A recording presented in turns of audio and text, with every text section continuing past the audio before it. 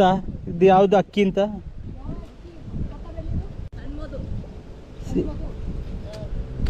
ಸನ್ಮಧು.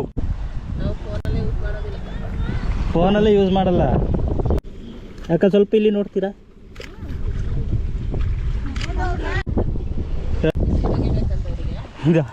Photos ಹಾಕೊಳ್ಳಿ. ಚೆನ್ನಾಗಿದೆಯಾ? ಚೆನ್ನಾಗಿದೆ ಅಂತ ಹೇಳ್ತಿಲ್ಲ.